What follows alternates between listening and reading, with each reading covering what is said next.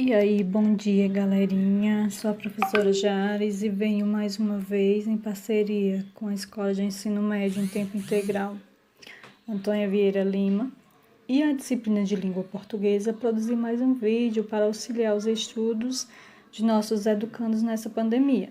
Então, vamos lá? Vamos iniciar uma viagem pelas grandes escolas literárias em língua portuguesa. Mas antes de começarmos a nossa viagem, se faz necessário que você saiba interpretar os textos literários e diferenciá-los dos textos não literários. Você sabe a diferença entre eles? Não tem ideia? Não tem problema. Nessa aula, vamos aprender. Agora, se você já respondeu que sim, que bom. Vamos fazer uma pequena revisão para relembrarmos, ok? O texto não literário, pessoal, é aquele que usamos no nosso dia a dia e tem como objetivo informar. Portanto, se trata de um texto informativo. E para que a informação seja entendida, o autor do texto ele utiliza de vários recursos. Um desses recursos é a impessoalidade, ou seja, ele não opina, porque a partir do momento que o autor ele expressa sua opinião, ele levanta questionamentos, ele gera diferentes pensamentos, tá? Ou seja, cada um ele vai interpretar de uma maneira diferente. Dessa forma, o texto impessoal ele impede discussões e permite apenas que você absorva o que está explícito, ou seja, o que está sendo dito, tá? Um outro recurso utilizado nos textos não literários para torná-la mais fácil de entender é o uso da linguagem denotativa.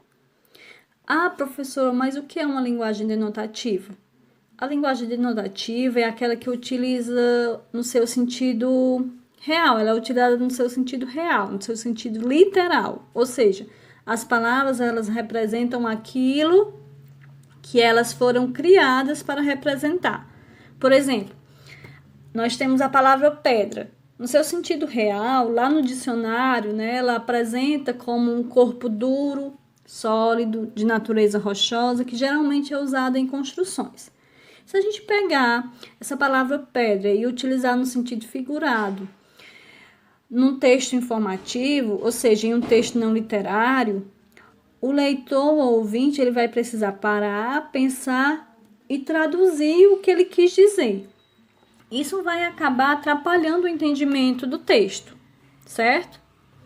Então, assim, recapitulando, pessoal, o texto não literário, ele é um texto informativo, impessoal e denotativo.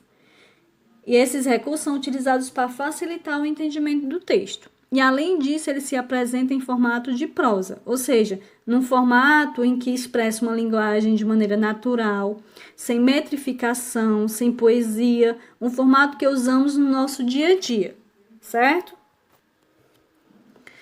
Já o texto literário, pessoal, é um texto mais artístico, ou seja, a produção de um texto literário ele tem como objetivo a arte. Ele busca a beleza, ele expressa sentimentos, emoções. O autor, ele traz a sua opinião. Ele não está interessado se você compreendeu ou não o que ele disse. Ele apenas opina e cria seus conceitos. É o sentimento dele. Para isso, ele usa uma linguagem conotativa, que é diferente da linguagem denotativa, ele apresenta dando novos sentidos, novos significados às palavras. Certo? O exemplo clássico dessa linguagem conotativa é os versos da poesia de Camões. Né? Diz, amor é fogo que arde sem se ver, é ferida que dói não se sente, é um amor contente, descontente, é dor que desatina sem doer. Então aqui ele está dando a opinião dele e está utilizando as palavras para se expressar artisticamente. Ele está expressando as suas emoções, seus sentimentos com relação ao amor. E para isso ele utiliza-se de palavras e dá a elas novos significados, certo? Ele poderia ter dito apenas assim, que o amor é um sentimento humano, que é uma forte atração por outra pessoa nascida de laços de consanguinidades ou relações sociais, ou simplesmente que se trata de uma atração baseada no desejo sexual, né? Mas dessa forma você entenderia o significado da palavra amor. Mas o texto perderia toda a sua beleza e seu encanto, né? E deixaria de ser literário. O texto literário, ele se apresenta na forma de poesia, né? De poema, como nós vimos no poema de Camões, ou seja, numa forma mais estética, mais bonita, na qual nós encontramos rimas, estrofes e métricas. Dessa forma, todo poema será sempre literário.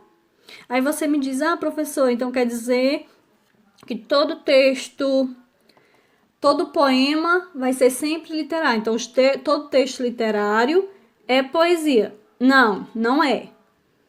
Tá? Calma. Assim como nos textos não literários, os textos literários eles podem aparecer também no formato de prosa. Tá? Então, aparece nesses dois formatos. Tá? O texto literário, ele tanto pode apresentar em forma de poema, como de prosa. Professora, mas como é que eu vou fazer para diferenciar a prosa não literária da prosa literária? Nesse caso, nós precisamos analisar, saber quais características vão predominar nessa prosa, para poder a gente conseguir descobrir se o texto é ou não literário. Certo? Por exemplo, se o texto traz a preocupação em informar algo de forma clara e objetiva, ou seja, numa linguagem denotativa, com a ausência de opiniões do autor, esse texto ele será uma prosa não literária, tá? Como, por exemplo, nós podemos citar, entre tantos outros, as notícias, certo? E as mensagens de WhatsApp, certo? Então, no entanto, se essa prosa ela não se preocupa em informar, mas sim com a estética, com a beleza do texto, certo? Com a pessoalidade e a conotação, esse texto ele será literário. Aí a gente traz como, por exemplo, o romance A Senhora de José de Alencar, certo? Então, assim, resumindo tudo, pessoal, o texto não literário, ele tem a função de informar e usa dos recursos da impessoalidade e da denotação e vai se apresentar em formato de prosa, sempre. Então, diferente do texto literário, que sua função é artística e usa como recursos a pessoalidade e a conotação, certo? Podendo se apresentar em forma de poema ou de prosa. Então, assim, por hoje é só, tá? Qualquer dúvida, nós tiraremos na aula online. Lembrando que na próxima aula, nós vamos iniciar uma viagem pelas escolas literárias, né? Então, fica a pergunta, vocês sabem o que são escolas literárias? No próximo vídeo e próxima aula nós falaremos sobre isso. Tchau, tchau!